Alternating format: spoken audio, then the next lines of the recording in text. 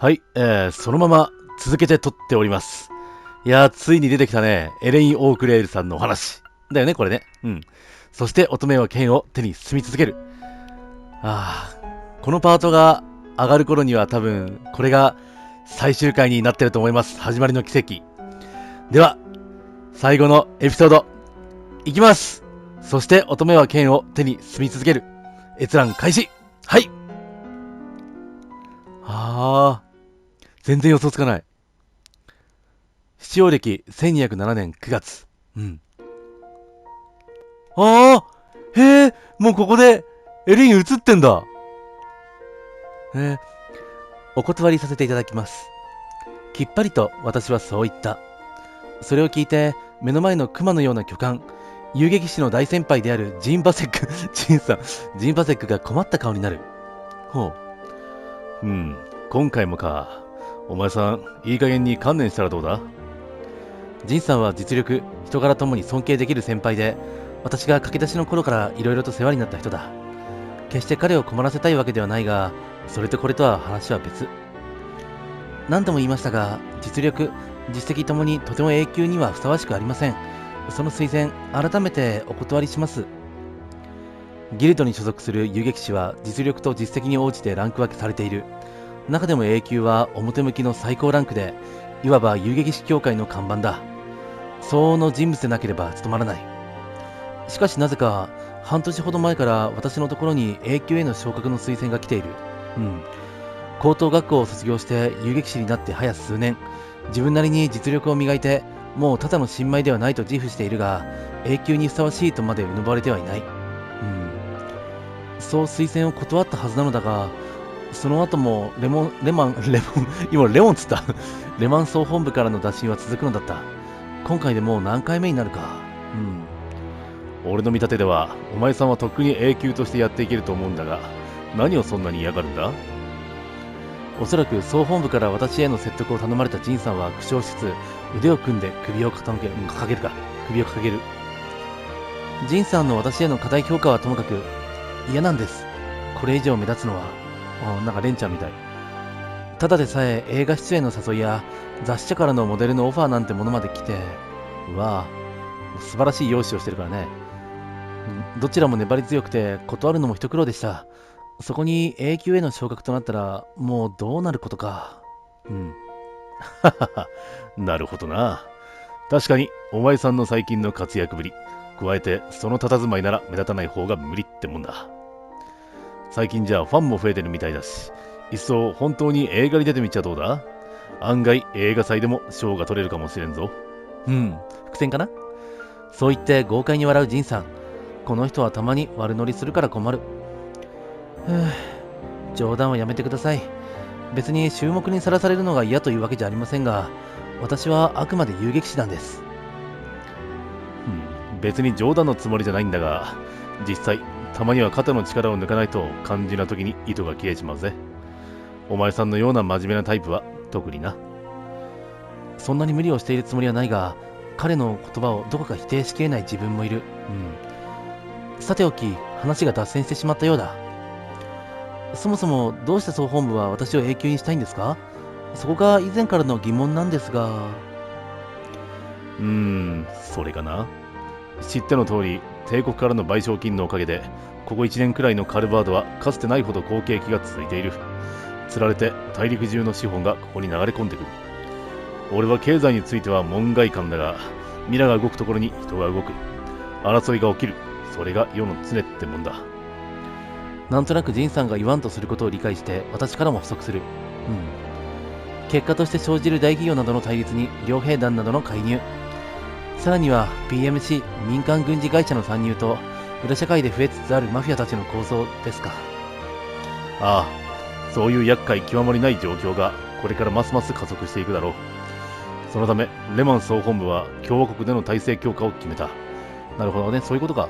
若手のエースとして期待されているお前さんの永久昇格もその一環だ。世間的な広告塔の意味合いも含めてある程度の抑止力になることが期待されているんだろう。うすうす気づいてはいたが、やはりそういう理由か。だが、でしたらジンさんこそ例の話を受けるべきでしょ？ S 級への推薦。前にもなんか微妙にほどめかされてたけどね。抑止力というのなら国内に S 級が一人いるかどうかで状況が大きく変わるはずです。それを聞いてジンさんが罰が悪そうに頭をかく。そうは言ってもな。カシウスの旦那と比べりゃ S 級なんてとても名乗れはしないさ。それに受けようが受けまいが S 級は非公式。だいたいこんなおじさんに広告塔が務まると思うか？実力と実績、体格も含めた存在感なら十分だと思いますけど。あえてそっけなく答えた。ま、確かに俺も人のことが言える立場でもなし、無理強いはしないさ。もし気が変わったら言ってくれ。推薦の話はそれで終わり、いつも通りジンさんの後輩の遊撃士とミーティングしてから手持ちの案件を解決するため支部を出た。これでいい。私は私のまま。でも A 級になってるんだよね、黒だと確か。じゃあそれはどうやって A 級に至ったかまでの話ってことかな。何者かになりたいとそう思っていた。いつなのかはっきりと覚えていないが、多分子供の頃だ。自分の世界がいかに狭苦しいものか、それを思い知らされた。だから願った、祈った、望んでいた。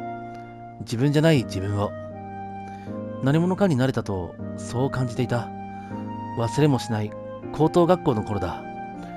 思わぬ再会をして大切なものを手に入れて理想の自分に近づけたような気がした。結局気のせいだった。離された手には何も残らない。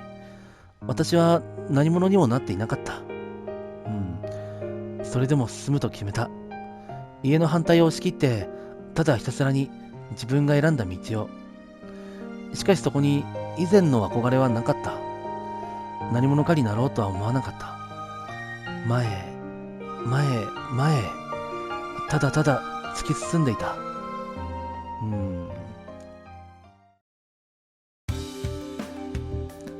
あら、いらっしゃいな。なんだろ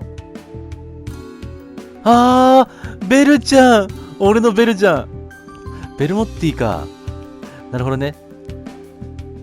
そうだ、私が今、前回のレーンの話でも言ったんですけど、私が今このエピソードを見ているときは、ベルモッティ、黒でベルモッティに初めて会って、でその後にエレインさんと初めてかな、それも初めて初対面してからの、その状態から今これをやっております。進み具合は。あら、いらっしゃいな。馴染みのカフェバーに入ると、店のマスターがウインクとともに挨拶してくる。個性的なスタイルを貫く世話好きな性格の長身男性。なんとか手伝いに行っているクロスベル支部の受付の人と通じるところがあるかもしれない。ミシェルさんね。いや、ミシェルさんとちょっとベルちゃんが一緒にいるところを見てみたい。中へ進み、一番奥のカウンター席に座った。どうも今日は客が少ないようだ。マスターが笑顔で近づいてくる。いつものにする？ギルドの仕事が終わった後、たまにこうやってこの店に立ち寄る。いつもは軽食とコーヒーを頼む流れだが、今日は少し気分が違った。いいえ、適当にお酒をちょうだい。ビールでもいいわ。曖昧な注文を受け取ってマスターはカウンターの中央に戻る。しばらくして瀟洒なグラスが目の前に置かれた。今日のあなたにはビールよりこっちの方がお似合いね。出されたのは美しいカクテルだった。総溶石のような透き通った青色から心が落ち着くような翡翠色へのグラデーション。少し心がささめき立つ私へのマスターなりの気遣いだろう。内心で感謝しつつ来店したもう一つの目的を切り出す。前に話した件だけど何か情報があった？マスターのもう一つの顔はいわゆる情報屋だ。ギルドだけでなくマスコミやアンダーグラウンドなついてもつながりがあるらしいが、一線はわきまえている。私も時々情報収集に利用してきた。それがね、ディンゴちゃんにも聞いてみたけど、これといった有力な手がかりはないの。ただあなたたちが睨んでいる地区は確かに怪しいわ。いぶり出されるのも時間の問題ね。そう。ギルドの調査で成果が出なかった分、それなりに期待していたが、そう簡単にはいかないか。焦ってもしょうがないわ。今のうちに休んでおきなさい。そのカクテル、度数は高い方だからゆっくり味わってね。マスターが離れた後、私はグラスを傾けながら事件について思う。そもそもの問題は最近増えてきた違法ドラッグの流通だ。なんかアルマータが使ってたやつか。グレンデルの初進化の時に。依存性と毒性がかなり高いものが出回っている。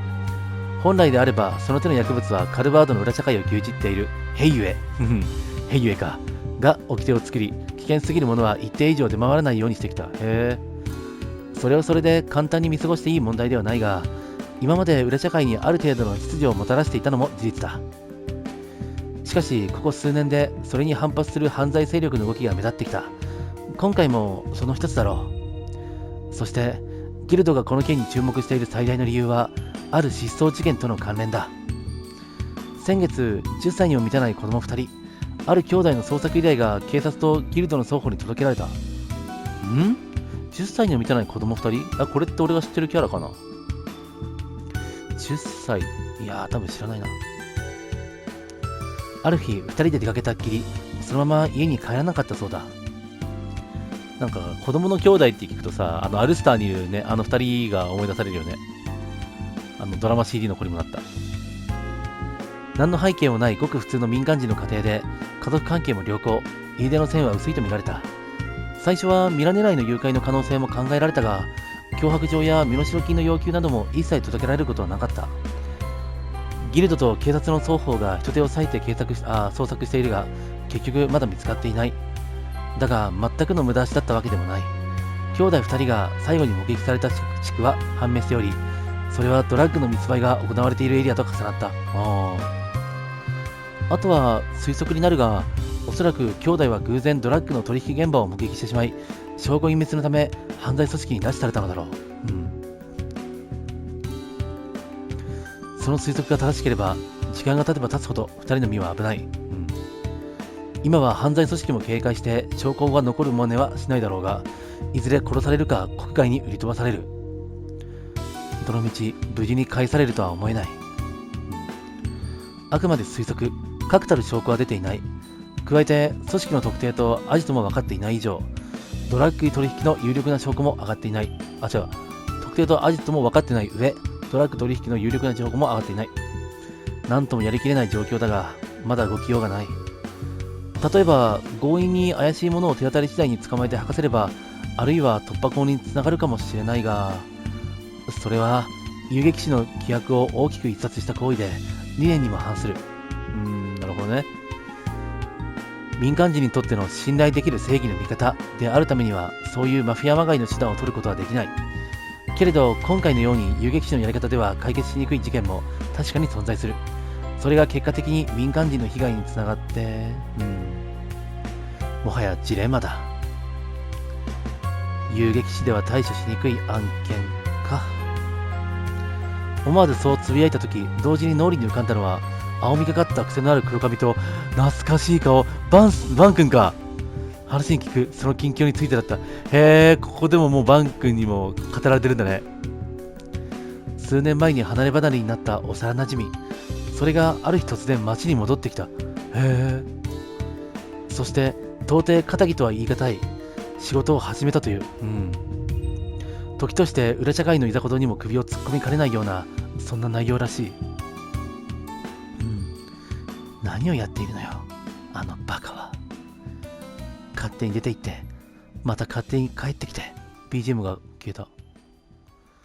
今更会っても気まずいだけかもしれないけれど、あれほど探し回って何年も待たされた挙句に、勝手にグレー極まりない家業を始めた幼なじみ。遊撃士としての使命よりも先に、どうしても心配が先に立つ。それ以前に、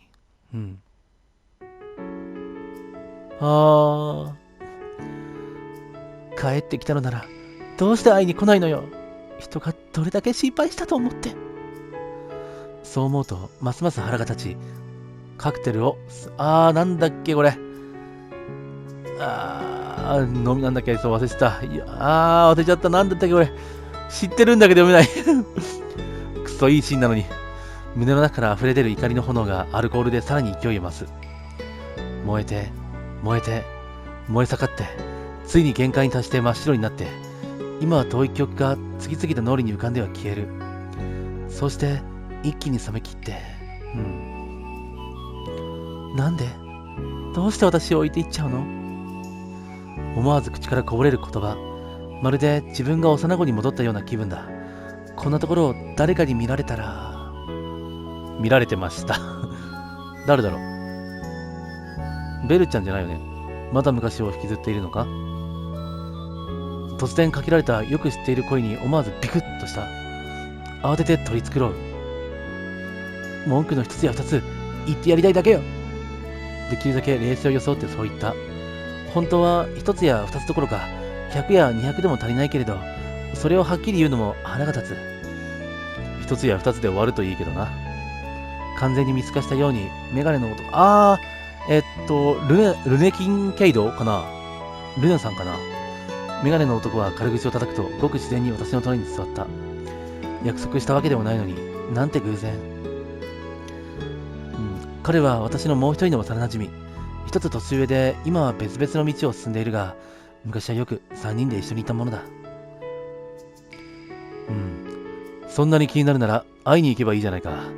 住処の場所くらい掴んでいるんだろ。今さらそんなこと。私が小声でそうつぶやいたのを聞いて、隣の彼が小さく笑ったような気がした。まあ焦ることもないか。それぞれ目指す方向を進んでいけば、いずれ道が交わることもある。彼のその言葉に私は少し驚いた。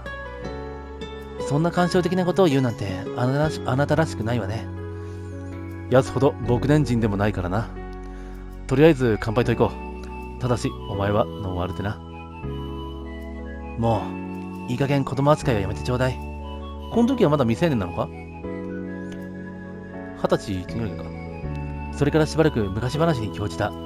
思えば彼とこんな風に話したのも久しぶりかもしれない。疎遠になったわけではないが、今のお互いの立場の関係上、こういう機会は少なくなった。ただ単に子供扱いしてたか。そういえばまた A 級への誘いを推薦を断ったそうだな。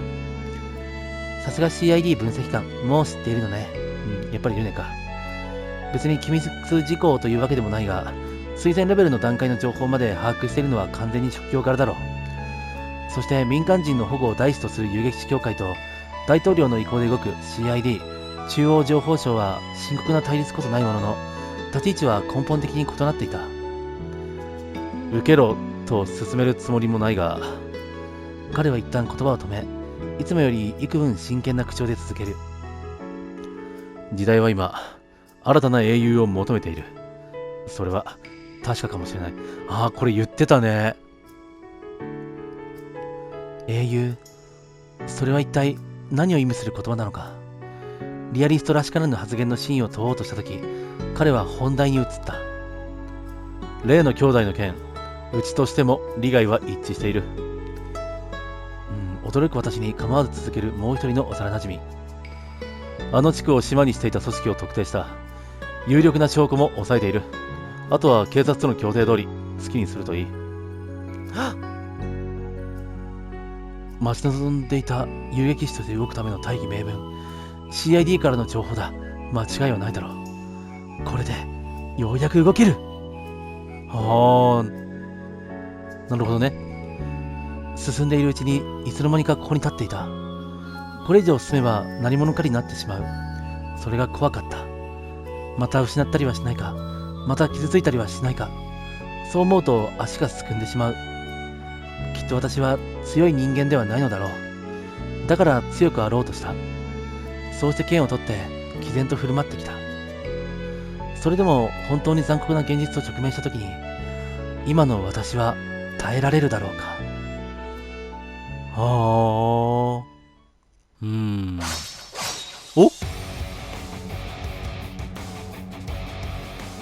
もう話聞いてそういうところに乗り込んだわけこれ。展開が早い。左に避けながら重心を変え、鋭い回し切りを右に放つ。そのままの勢いでステップし、もう一人に一つを食らわせる。立て続けに崩れる音とともに二人のマフィアが倒れた。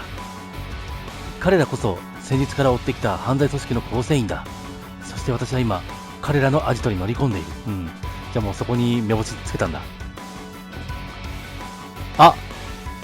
今思い出した口って書いてこうって書くさっきの漢字、あれ煽るだわ。煽るって読むんだわ、あれ。そういえば今思い出した。幼馴染がもたらした情報で、ついに強行手段に出る条件が整ったのだ。ただ、アジトの位置まで特定できたわけではなかったため、そうなんだ。翌日、私とジンさんを含めた数名の遊撃士が手分けして候補となるいくつかのバチに同時に乗り込むことにした。そして状況を見るに、どうやら私の方が当たりを引いたようだ。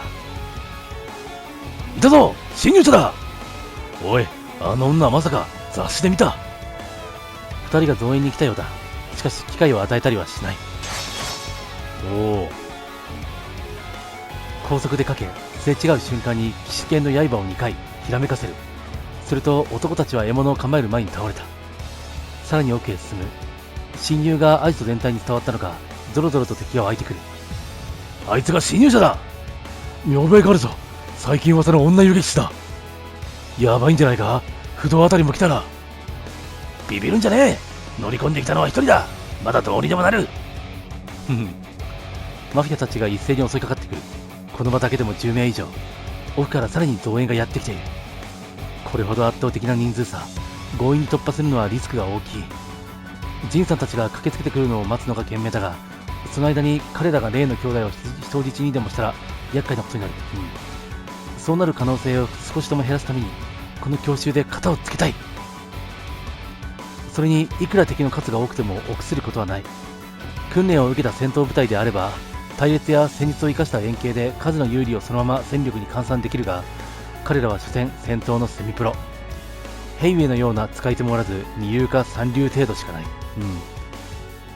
そうなると戦術を駆使する一人を相手に、この人数はむしろ邪魔になる。本来の実力すら発揮できないだろう。重要なのは位置関係を意識しながら移動し続けることだ。銃を持っている相手との車線上に他の敵を挟み、季節武器を使う相手を一箇所に誘導し、互いの動きを邪魔する。そうして生まれた隙を狙って切る。剣線もなんか緑色だね。緑色がエレインさんのなんかパーソナルカラーなのかな。1人2人敵を仕留めた直後が一番隙を生まれやすい。それを意識しながら素早くステップし、また高速で駆け出す。できるだけ不規則な動きでか乱し、すれ違いざまにさらに敵を切る。3人4人、時に迂回し、時に敵の間を縫って、常に背後に気を配りつつ敵集団の後方まで駆け抜けた。大雑把に分かれて後衛を担当していた連中が集中している。慌てた表情で銃を構えるが遅い。包囲を抜けられるとは思っていなかったのか、接近戦に対して無防備。急速に距離を詰め切る。5人6人7人、半分くらいの敵が倒れて、その事実に驚愕したもう半分は戦意を失いつつある。やけくそに向かってくる者もいれば、味方を誤射する者もいる。もうテンパってるね。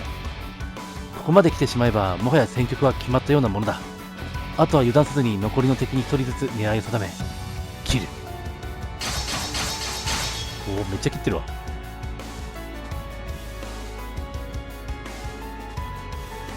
途中他の小集団にも何とか遭遇したが、全員を無力化することができた。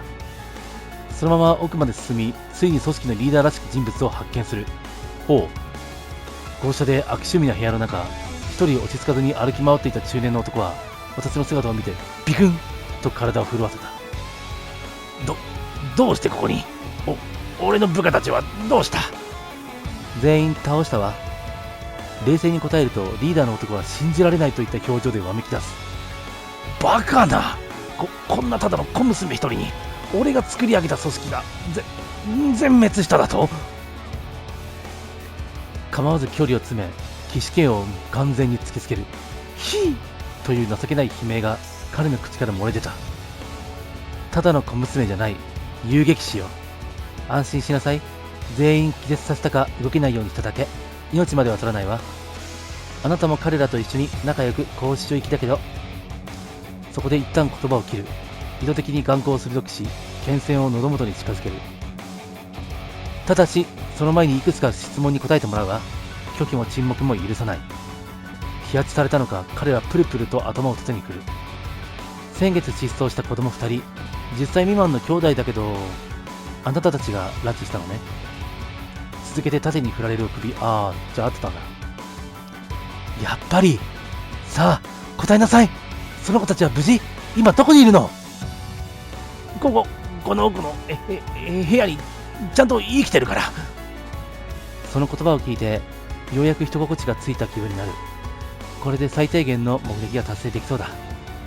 あとはこの組織自体だが、この地区を牛耳っていた割には大したことがないと思ったけど、ここまで来る途中、帳簿を見つけて合点が言ったわ。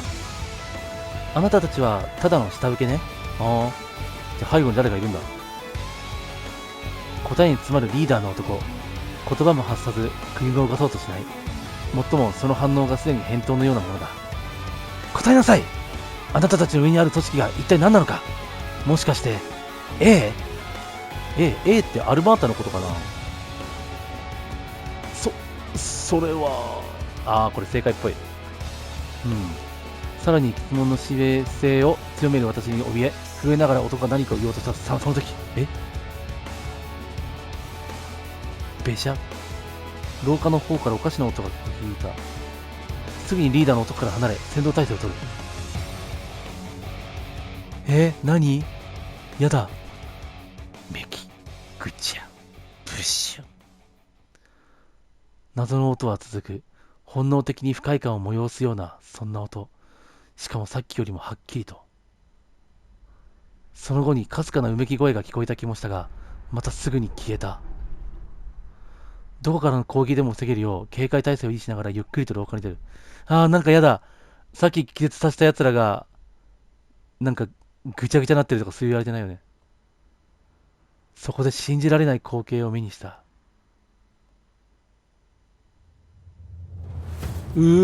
マジかよ。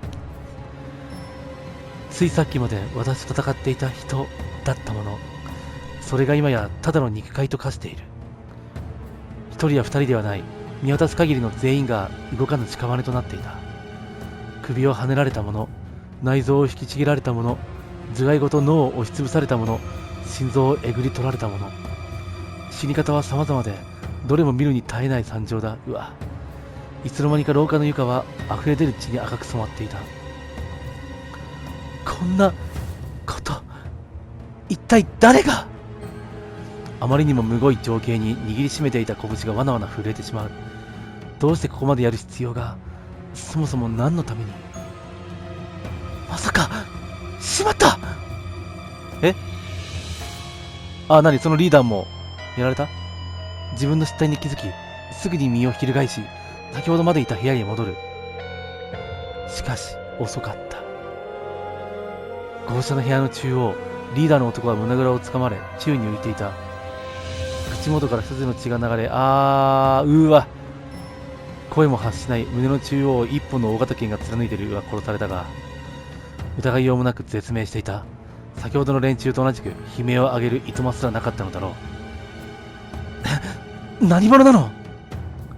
怒りで自らを奮い立たせるように言い放った。部屋の中央に向けて。そこには一見死んだ男以外に誰もいないように見えた。しかしよく見れば空間がわずかに湾曲したようなおぼろげな輪郭があった。ラムだ。おそらく高額明細だ。先に自分の方から名乗るのが礼儀じゃないか。麗しきギルドのエース殿。こんな感じ？それは男の声だった。どこまでも傲慢で、何人たりとも自分の上には立てないと宣言するような響き。思わず臨戦態勢になる。私の反応に構わず、男は言葉を続ける。まあ、そう警戒することはない。俺はただ CID に尻尾をつかまれるような不手際をしでかしたバカどもを掃除しに来ただけでな。この惨状、掃除？同じ人間と会話している気がしない。彼らの取引相手？いえ、むしろ上の。正解だ。言いながら男は掴んでいた死体を無造作に放り投げる。まるでタバコの吸い殻でも捨てるように。自分の手下たちになんてことを。駒にしか思ってないんじゃないかこれ。手下？何を勘違いしている。言ったはずだ。掃除だと。これもあれもただのゴミだ。元からな。生きているか死んでいるか、それだけの違いだろう。もはや言葉が通じる気すらしない。ただ全身を震わす怒りが私を突き動かす。このゲド！気づいた時には床を蹴っていた。渾身の力を剣に乗せ、最速かつ不可避の一撃を繰り出す。ほう。赤い剣線。だが男は大型剣を縦に一振りして私の攻撃を弾いた。その1号だけで理解する相手の実力が自分より上ということを。完璧なタイミングで攻撃をいなし、あっさり威力を殺した。男が持つ技も力もまるでそこが見えない。そして彼が持つ十字型の大剣。光学迷彩に覆われながらもその異様な存在感は少しも隠れていない。黒と銀が混ざり合った文様、相反する生と魔が溶け込んだような混沌そのものが闘志に宿っている。まがまがしそう。おそらくただの剣ではない。魔剣？このまま全力で挑んでも勝算はかなり低いだろう。それでもこの男を逃がすわけにはいかない。直感がそう叫んでいる。再度仕掛ける。正面がダメなら側面。高速で移動しながら切りつける。しかし当然のように防がれた。だがそこで終わりではない。止まらずに移動し続けての斬撃。速度を上げてさらに繰り返す。おお、めっちゃ来てるめっちゃ来てる。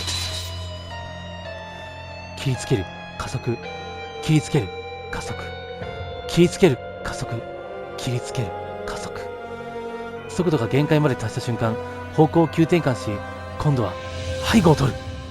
渾身の一撃が光学迷彩に歪められた背中を捉えた。取った。そう思った次の刹那、こちらの動きを最初から知っていたかのように十字剣が大きく弧を描いて強烈な回転斬りを放つ。とっさに防御体勢を取るも強烈な衝撃に吹き飛ばされた。衝撃を防いだにもかかわらず殺しきれない衝撃の大きさに体がわななく、それでもなんとか立ち上がり男を睨みつける。あまりに圧倒的だった。戦いの流れそのものを御するようなその様はまるで伝え聞く武の極致。断りに至った達人を思わせた。マジかよ。私の必死の虚勢を気にもせず男は小さく笑って言葉を紡ぐ。悪くない。噂よりは楽しませてくれるじゃないか。それほどの力を持っていながらどうして、一体何が目的なの？一周されるだろうと思っていたが、意外にも男は少しの思案の後質問に答えた。目的か。そうだな。あえて言えば恐怖だ。恐怖？何を言っているか分からず私は聞き返した。万物の根源には恐怖がある。支配も服従も生産も共存も秩序すらも恐怖なしでは成り立たない。だから俺は究極の恐怖を求めている。そう、半年前にクロスベルに現れた坂島のバベルのようにな。あれなんか黒の PV でさ、万物の根源には恐怖があるとか言ってる人いなかった？いた気がする。大御所声優さんで。失われたのは実に残念だ。楽しげでありながらその言葉を熱を帯びており、目に見えぬ表情すら容易に想像できるようだった。間違いない。この男は心底からそう思っている。惹かれているわ。いずれわかるさ。この先も無意に立ちふさがるつもりならば。もうここでやることはないとでも言うように男は剣を下ろした。掃除を手伝ってくれたおひねりだ。奥の子供たちともども今回は見逃してやろう。またやり合う時までにその綺麗すぎる剣、せいぜい鍛えておくんだな。言い捨てて身を翻す男。待ちなさい。手を伸ばした瞬間、男の足元が光った。光が消えた時には気配ごと部屋から姿を消していた。裏の一部の勢力が使うという転移の技術かもしれない。傾斜とか使うやつ。全身から力が抜ける。安堵したからではない。むしろその逆だ。ここであの男を倒せなかったことを、これからどれほど後悔することになるのかと思うと、立つことすらままならなくなる。なんかいろいろやるんだろうな、そいつ黒で。そうか。これが今の本当の私か。大切な人がそばからいなくなったあの時と少しも変わらない。何もできない無力な小娘のままだ。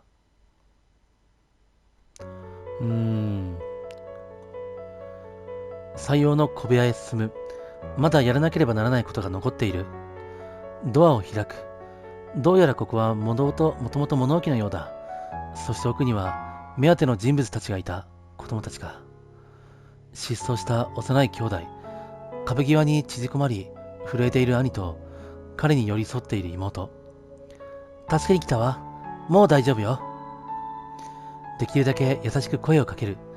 すると私の存在を認識し、妹は顔をほころばせ、兄は顔を伏せた。ゆっくりと近づく。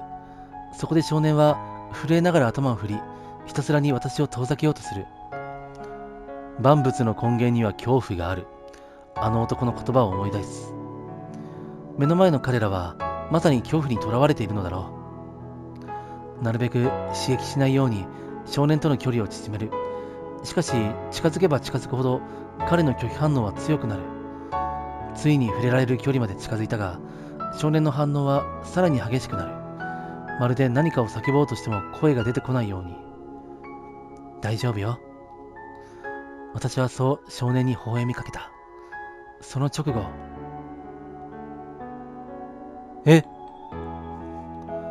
自分の背後へ手を伸ばし、突き出されたナイフの刃をつかむ。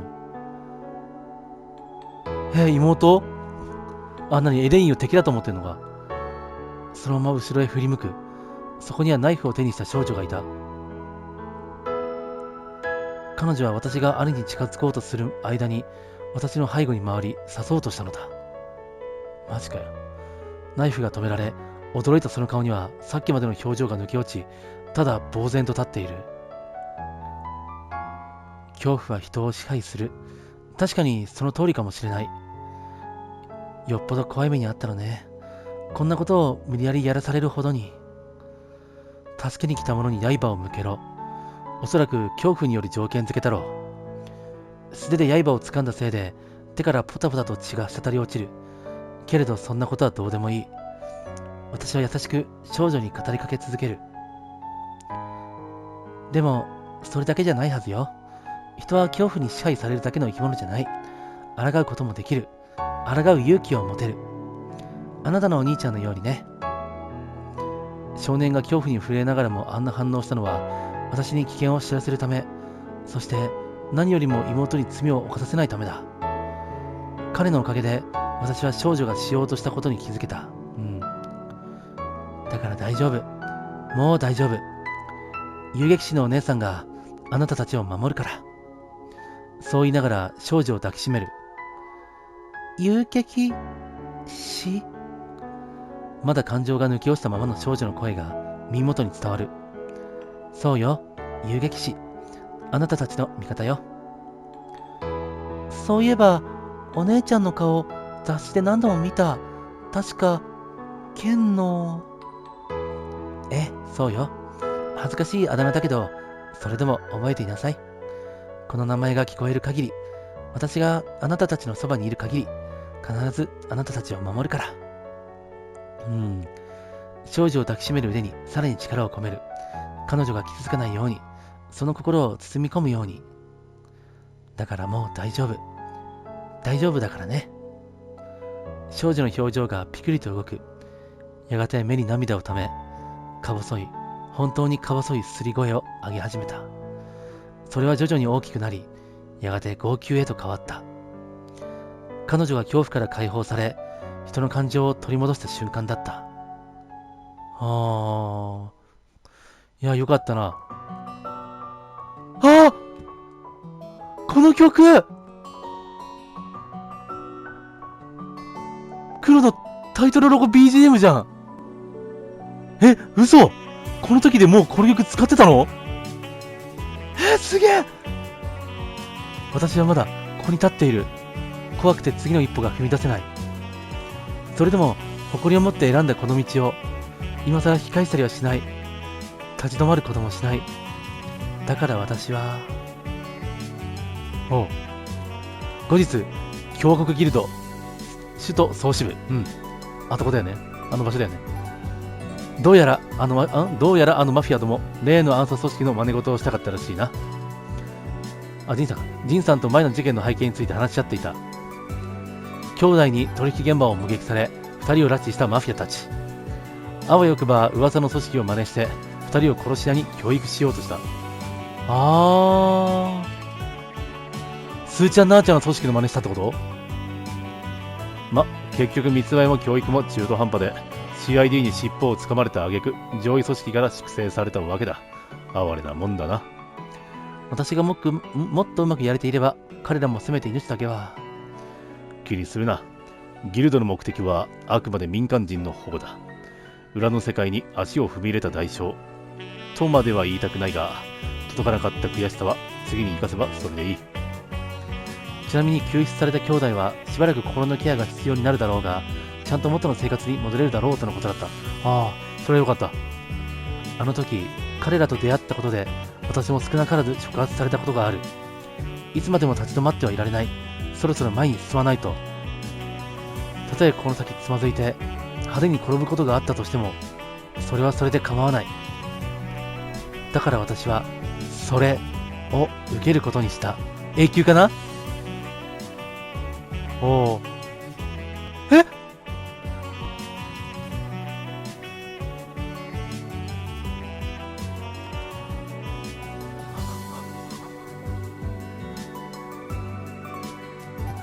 すげえ！バンが映ってる！あれバンだよね？なるほど。下に3本のラインがあるから、その先で黒の奇跡でっていう、なんか感動する。なんか感動した。マジかよ。すげえ。時代は今、新たな英雄を求めている。幼馴染の言葉を思い出す。バン君の言葉ね。かりそめでもいい。自分に英雄の資質があるとも思わない。それでも少しでも闇を振り払う希望になれるなら、どこまでも前へ進もう。せめていつか、本物の英雄が現れた時に、その隣に波立てる自分になれるように。さて、ここからが今日の本題だ。ジンさんが向き直り、何やらいつもよりいい笑顔を向けてくる。総本部から正式な書状が届くのは少し先だが、構わんだろう。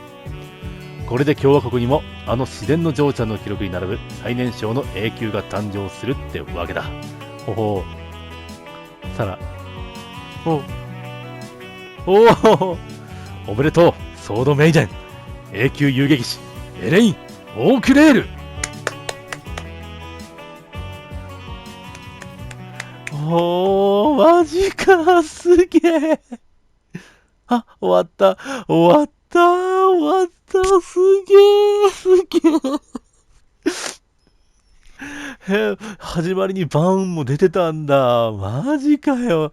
すっげえな、マジ。そして乙女は剣を手に進み続ける。カン。これで3本線か。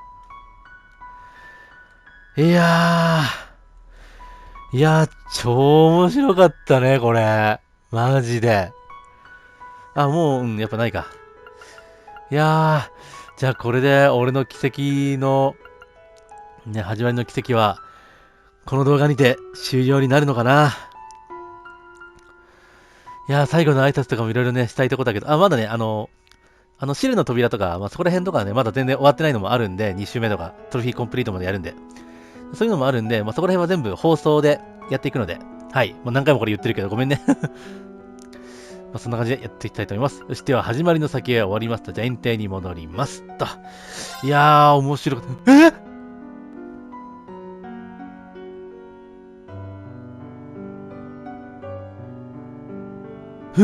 ゾクッとした。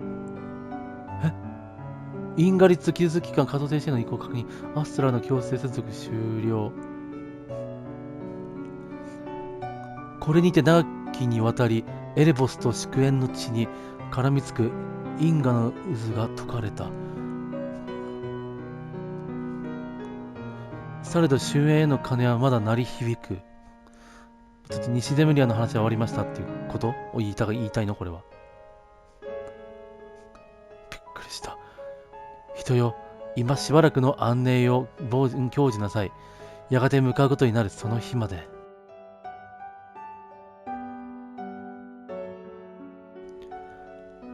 新たなる希望と絶望とともに始まりの先へ。はあ、やっぱりそういうことか。黒の奇跡へってことだよね。始まりの先って。うわ、めっちゃゾクッとした。後ろに名手いたのかよ。あれ。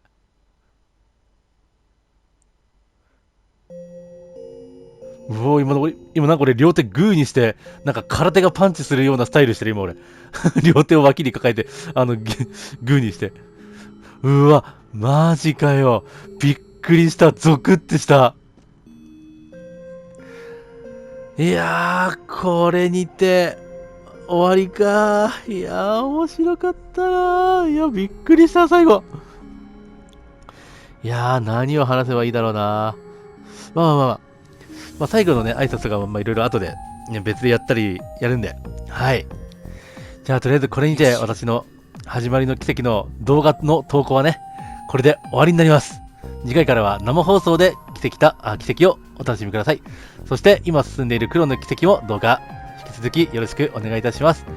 では次は共和国で皆さんお会いしましょう。はい。それでは、お疲れ様でした。とても楽しいゲームでした。最後にね、ちょっとみんなの顔とか見ていきたいな。うん。ね。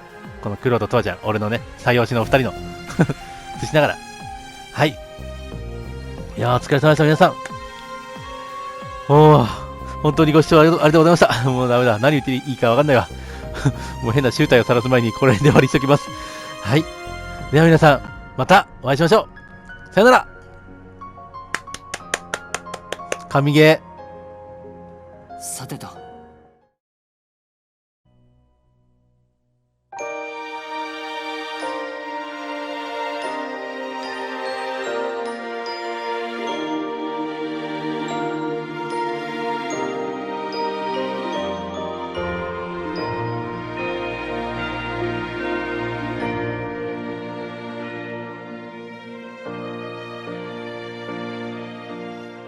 はい、皆様、どうも、ファルコムマンこと桐生幸太郎です。3、4ヶ月前かなぐらいに始まりの奇跡の実況もね、無事、最終回を迎えることができました。いや、空の奇跡から続いたね、西デムリアの話が終わってしまいましたが、いや、今作も安定の神ゲーでした。発売前から絶対に面白いって信じてたんで、もうね、何の不安もなくね、楽しめたんですけどね。このゲームを始める上で一番気になってたのがやっぱり C だったよね。あれ誰なんだろう、また黒がやらかした後も、最初安易にね考えもしたんだけど C っていう頭文字を考えた時にピンときたのがセドリックだったんだよね。で公に顔も出せないし、そういう立場を考えるとやつしかいねえべっていう、自分の中で完結しちゃって、で技とか構えがねルーファスっぽいっていうのはね薄々感じてはいたし、周りから言われてもいたんだけど、セドリックもルーファスを近くで見てきたし、模倣して正体隠してんのかなって思い込んでたこともあってね、あれは騙されてたね、すっかり。今作の位置取りは完全に空の奇跡のサードだったよね。多分黒の奇跡も話が終わる頃には同じように集大成みたいな感じで、サードや始まりみたいにやるんじゃないかな。伏線回収やキャラの深掘りもねやりやすいしね。でもまさか1004のリンクが別個体で出てくるとはね、あれはビビったわ。最後の笑顔の別れも最高だったしね。であそこでね俺の選んだトワちゃんが出てくるのもね、もう涙腺がやばかったです。マジでボロボロ泣いてたと思う。確かあそこ本当にね、自社作品や自社キャラクター愛に溢れているゲーム会社だよね、ファルコムさんは。何度も驚かせてもらって泣かせてもらって、もう本当にいいゲームでした。